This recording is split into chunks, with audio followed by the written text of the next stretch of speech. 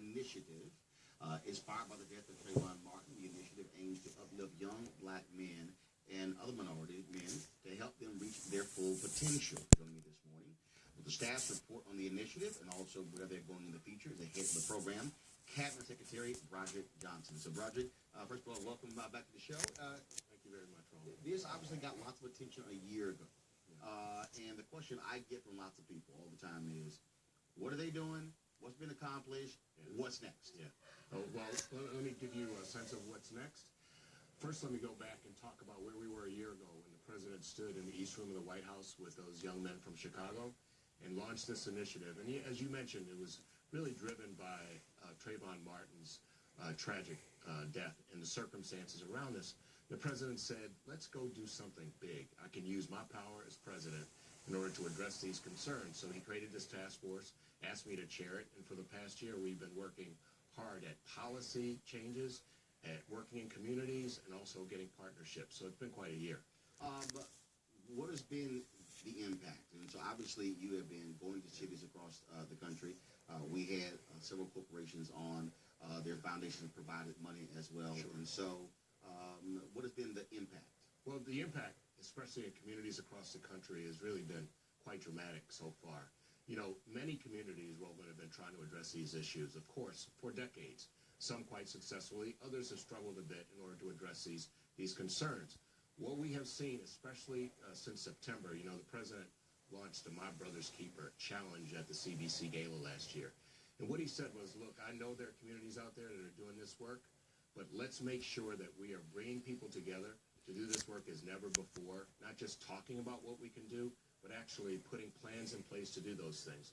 So, Roland, I can say as of today, nearly 200 cities, large cities, small cities, cities run by Republican mayors, cities run by Democratic mayors, tribal nations have been investing in this work, holding community action summits, bringing businesses and faith leaders together.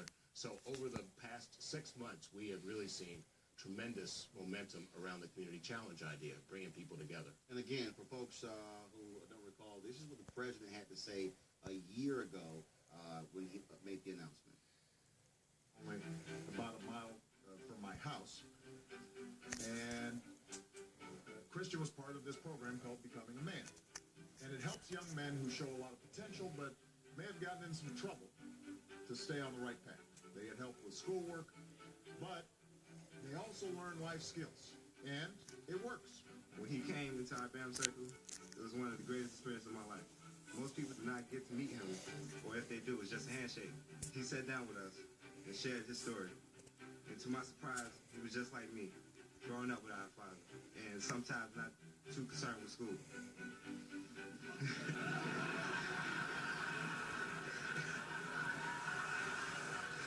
I can see myself in these young men. And the only difference is that I grew up in an environment that was a little bit more forgiving.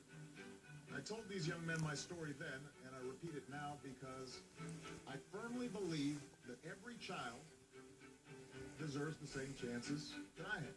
That's why we're here today.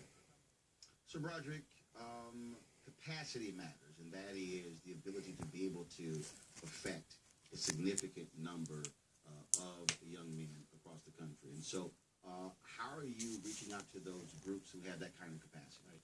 So again, it's really based on what's going on in the communities. As you know, this work really matters at the ground level, right? So we need to have communities all across the country doing this work, foundations and businesses in these communities. So if we tried to just do this from Washington, it would be a much more difficult challenge than it is.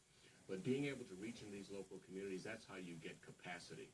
At the same time, Roland, how do you measure the success of My Brother's Keeper? A couple ways. One, individually, right? So for the young black boy, 3 and 4-year-olds, right, who get suspended or expelled disproportionately, it's looking and saying that child, you know, Malcolm, let's call him Malcolm. Malcolm's not going to get suspended anymore because change has happened in the school district in his community. Or the young man, let's call him Noah, who's trying to re-enter after being in the juvenile justice system to try to find a job. His individual success will be measured by reentry programs in his local community. And that's how you build capacity, and that's what we're seeing. You also said that this initiative has also changed public policy in different departments. When the president announced the White House Initiative Women and Girls, Right.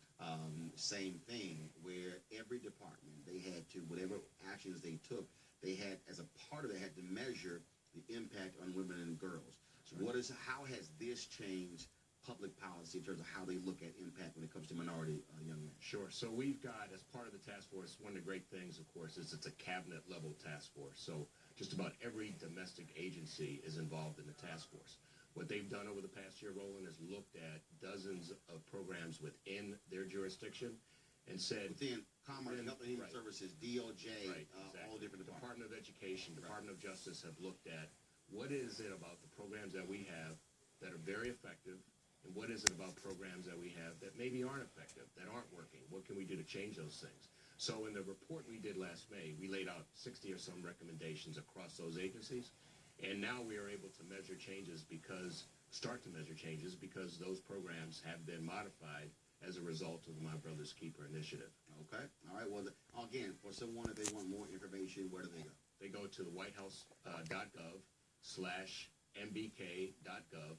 Again, whitehouse.gov/mbk, and they will find information about My Brother's Keeper, about how to get involved in their local communities, become mentors, and the like. All right. Then I'll double check and make sure you got that link right.